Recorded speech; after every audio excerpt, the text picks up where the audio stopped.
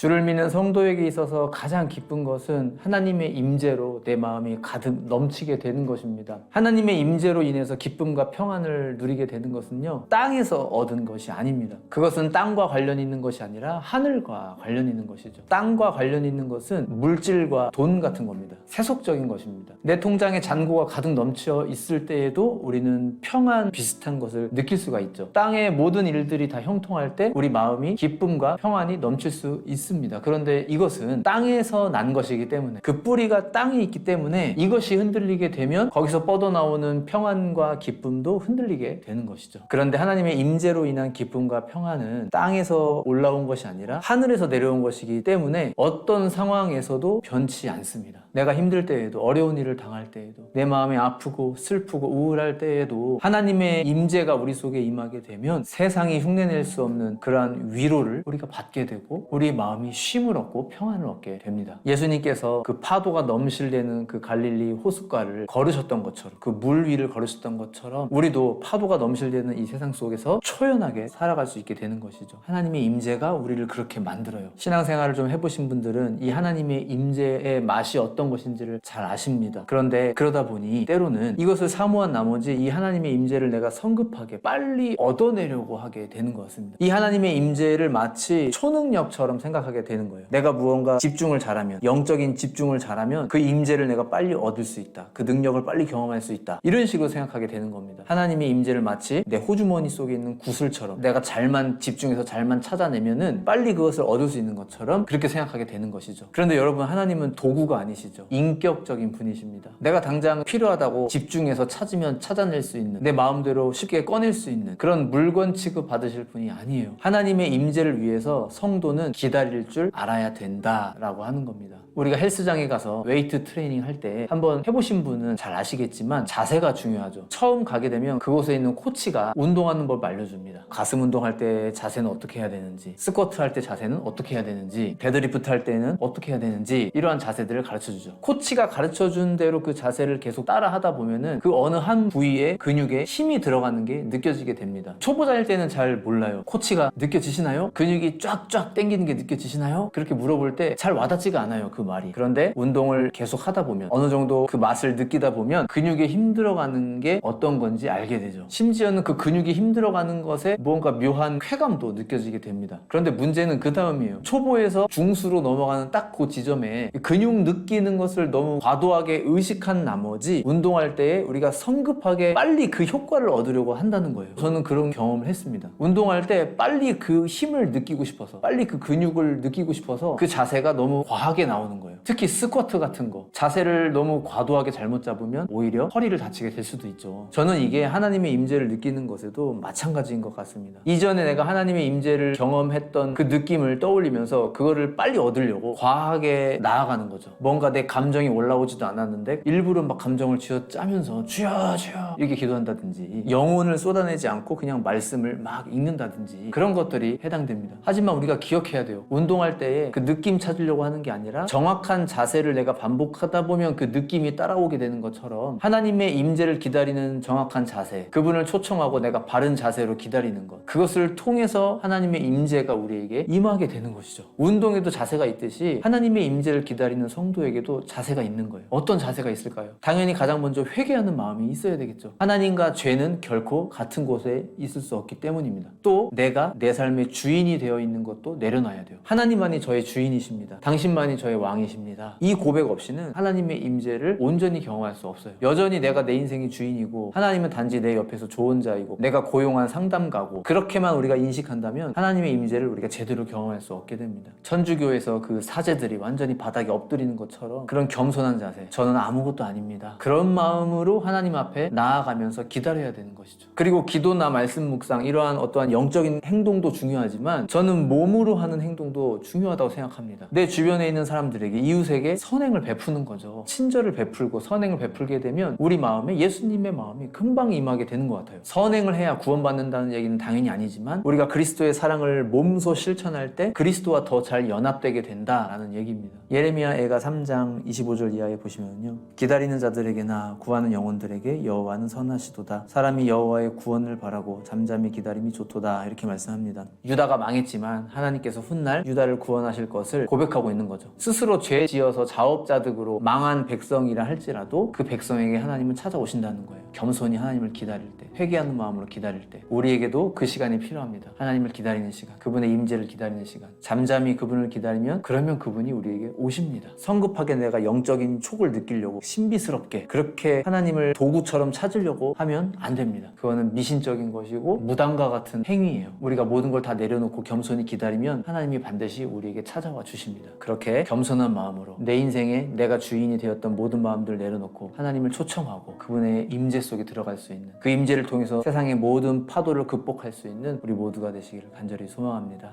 감사합니다.